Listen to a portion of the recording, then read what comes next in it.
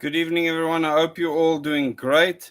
And welcome to this live chat. It's not going to be long. I'm going to be covering 10 questions that you can use to see if someone actually believes in freedom. And this is where many people fall short.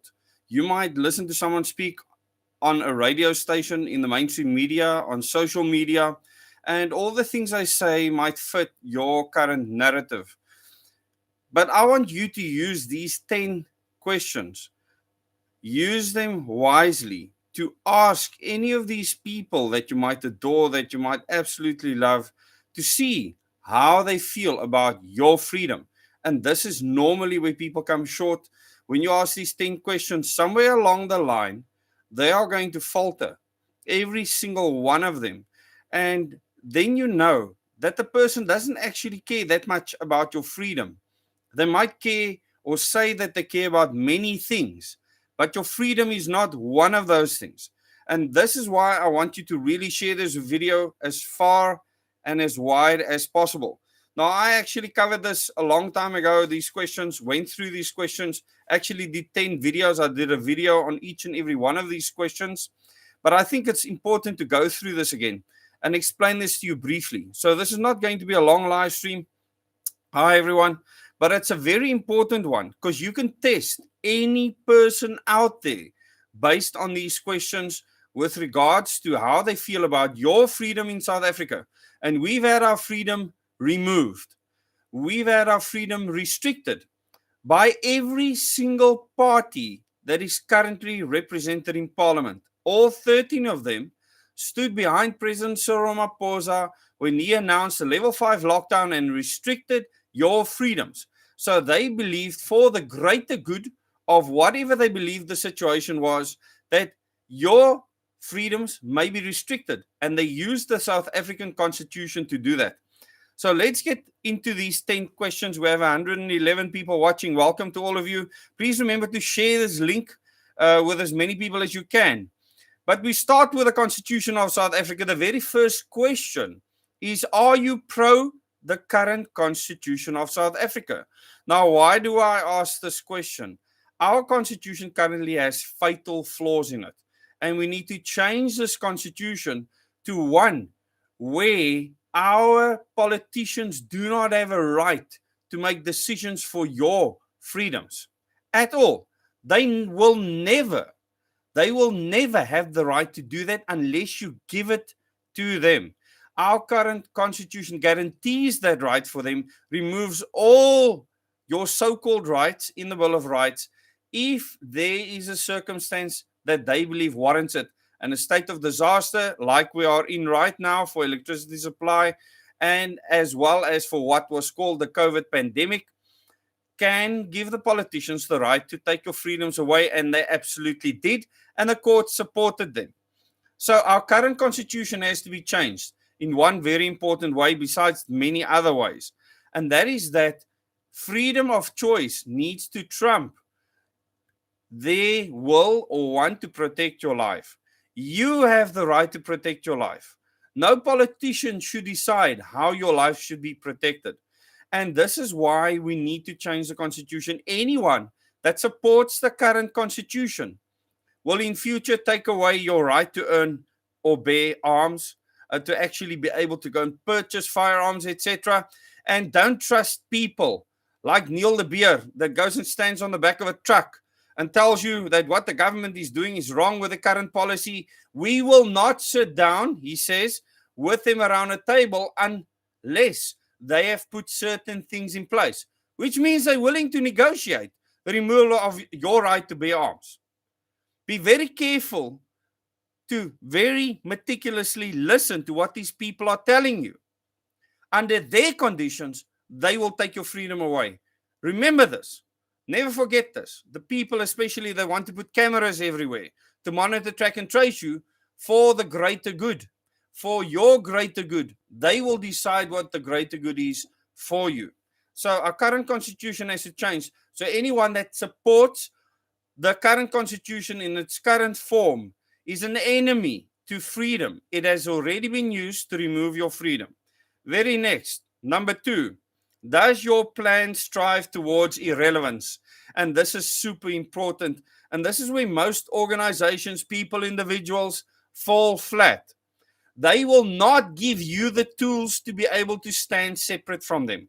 They will always make sure that you need them, that they must save you, and that walks into many of the other questions that we'll talk about later, especially a savior figure. But these people will never say that you should become independent of them. Why does the president of the country not tell you to become self-reliant? Why does he want you to rely on government? Why does he want people that are poor to rely on government for handouts and grants? It gives them power. So, very important. Does your plan strive towards irrelevance? That's if the person even has a plan. If you look at Herman Mashaba, and I'm going to get very personal now, the man has no idea what to actually do. He said, I'll ask the people of South Africa what they want. That is not a leader with a plan. He is making things up as he goes along, and copy and paste is what you'll see from all sorts of angles. And you will see the same disasters happening, the same people having to be fired, and disciplinary hearings, and all the nonsense will happen all over, because these people don't actually believe in freedom. They also don't believe in irrelevance. They want absolute power. This is important. So whoever comes up with a plan that you can trust, that organization needs to put things in place, or the person needs to put things in place to make themselves irrelevant in future, so that you can stand on your own. Very important. Number 3, do you align with the United Nations Agenda 2030 or 21? So that is the 17 Sustainable Development Goals for 2030. The United Nations wants those goals achieved by then. That's in 7 years' time, people.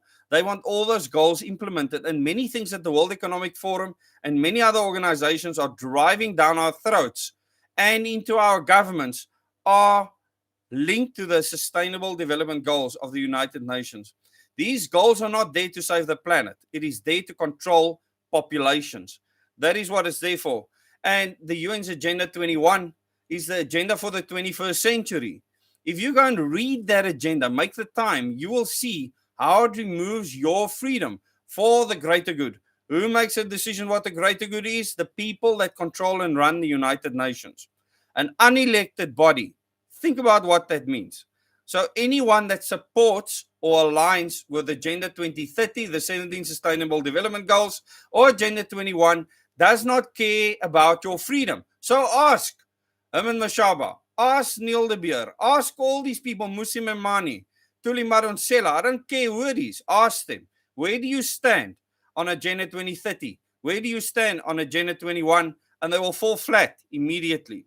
Number 4, are you exclusive? In other words, do you exclude certain people from your movement, organization, or whatever the case may be? If you are exclusive, you cannot support freedom. Freedom should be there for all people. And the moment you are only fighting for a niche group or a niche place or a niche area, you cannot support freedom. You will be a part of the people that actually end up creating tyranny, and especially a situation where the country becomes ungovernable. We need people that want to work together, that want to be inclusive. So any organization or person that makes exclusive statements like, I am standing only for these people. And this you can add to religion too. You should not have a Muslim or Christian party in parliament. As an example, this is absolutely wrong. In my opinion, those people can never make sure that other people that don't agree with their religion, that they can live freely. Next, do you believe in sovereignty? This is important. You'll be surprised to see how many people do not believe in sovereignty. That is saying all sorts of things that you absolutely love. The moment you ask them, do you believe in borders? Do you believe in an actual country being sovereign? These people will look at you with bright blue, green, yellow, whatever eyes, and they will be flabbergasted because they can't even understand the basic concept of sovereignty. So I asked the person, do you believe in sovereignty? Because sovereignty guarantees freedom, more freedom. It always will, because then you are not subject to a global elite. And we are not sovereign in this country at all. We need to attain sovereignty. It's going to take a lot of hard work, but it's absolutely possible. So, number 5, do you believe in sovereignty? Number 6, I touched on this earlier. Do you believe in a savior figure? In other words, has this movement, organization, or whatever, have this person, individual, that is going to save everybody? Is there a person put on a pedestal that even says, if you listen to this and that, I will do this and that for you, and I'll get to promises later? Is there a savior figure in this organization? Because if there is, they will never provide you with freedom, because a savior figure makes you dependent on them fully. And the moment a person speaks in that terms, the weak will follow. The weak and dumb and stupid will follow them. The savior figure. K.W. Miller is an excellent example of a savior figure that promises people all sorts of things, tells them that if they do this, this and that, then they will, I don't know who they is, will do X, Y, Z.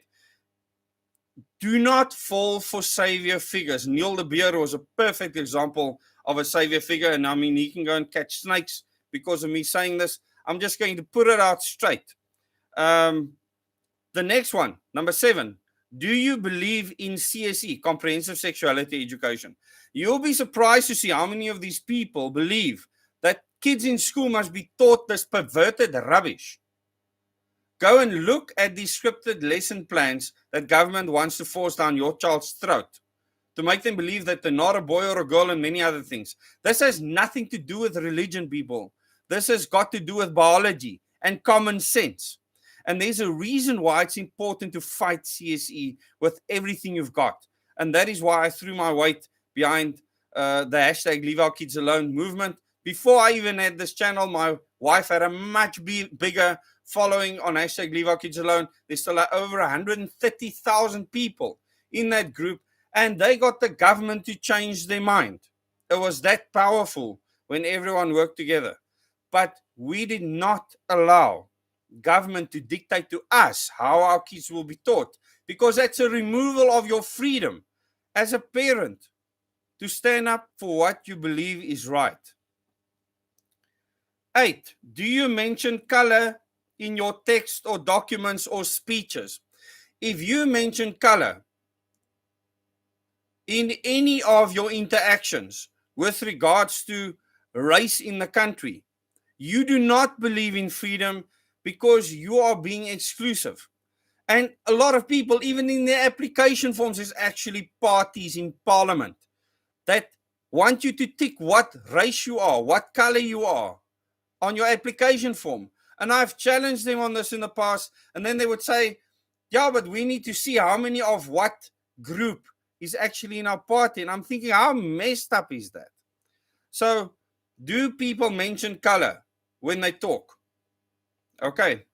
Number 9, do you make outlandish statements or claims? And, famously, Neil de Beer said, I am your next state president. He made that statement. And I made a video after that, said that the guy has got a serious mental issue when he says something like that, because he cannot guarantee stuff like that. There's no ways. So, do people make outlandish statements like that? And you will find many people, many politicians, many movements making outlandish statements. Thankfully, I'm not a politician. I'm not running for office. So none of these things apply to me. I can absolutely do what I want. Just kidding, people. It's important that all of us hold ourselves to account with regards to these 10 questions. It doesn't matter if you are someone interested in politics or not. All of us should be able to hold ourselves to account with regards to freedom. So it's a good tester for all of us. So do you make outlandish statements or claims? Number 10, do you make promises? Now, this is an absolute pet peeve I have. There's an absolute ban in my household on making promises. I've taught my kids from a young age. You are not God. You cannot promise things and make sure that it happens. You are fallible. You can have an accident. You can die. Do not make promises. Rather, deliver. That is what you should do. A person that is making promises wants to convince you that they will do something. I promise you this. I promise you that. I mean, it is sickening to see how politicians actually do this in campaign speeches. So anyone that makes promises, they cannot believe in your freedom. That's absolutely impossible. That's the last of the 10 questions. You can tell me in the comments what you think about those. If you put people to the test with these questions, they will all fail. Everyone I've mentioned before, there is no one currently in Parliament that will pass these questions. Not a single person that will get 10 out of 10. Not one of them. So the whole lot needs to be replaced. The entire system needs to be replaced. And I just wanted to put this 10-question challenge out there. If you listen to the Rob Hersoffs or whoever else is out there on social media, the John Steenhuisens, whoever, Julius Malema, you can test them against these questions. They will fall apart completely. So I've gone and put it together for you. Please use it. Share this video with your friends and family and make sure that you comprehend what each and every one of these questions mean. You can go and do a search in my videos and look at the 10 questions. Find those videos, watch all of them, and understand what they're all about. Thank you very much for watching this live stream. And thanks to those of you that have liked it and shared it. We have 93 likes. Hopefully we can get more likes. This is open to the public. And thanks to all the comments that you have put out there. Everyone will be able to go and read that. So thanks so much for your effort in making things clear to people out there. This community is powerful, very powerful. What you've achieved already is unbelievably incredible. And I take my hat off to you. It's humbling for me to see what this community has achieved. And once again, there is no savior figure in this community. We're all equal. It was so nice when we went for the hike on Saturday. All of us were the same, every single person. And that's what I need in my life. I need people that I can just talk to and have a fun time with. That is what I need in my life. And when I go out with this community, that is what I get. It's really stunning and special. And when you understand these questions and how important they are and test people against it, your path to success will narrow instantly and it'll be very easy to make decisions. So please use these questions. If you have any questions with regards to any of the questions, put it in the comments. I will look at them. I will answer them for you. Maybe some of the community members will. They always do a good job of doing that. This community really understands what the channel is about. If you're new to this channel, go and watch the Moments in Time and Question Everything series of videos. There's 2 playlists. Those videos are all in order. Go and watch them. When I make videos, I consider all of that content that you've watched it. If you haven't, you're going to struggle to understand many things and maybe fumble when you make comments. And they might actually look very silly. So please go and watch the Moments in Time and Question Everything series if you actually want to bring context to the discussion, as many other people are doing. Thank you, everyone. Have an awesome evening. And remember, love is the power that created this universe. And love is the first value that you should apply in your life if you want to create change in your life first, then in your family, then in your community, then in the country. So do everything from a starting point of love. Love can never be captured. You can be in a prison cell and you can still feel love. It's something that no one can remove from you. Even if you're being tortured, you can still feel loved by other people. And this is why it's so powerful. So please share this video with your friends and family, and thank you for watching.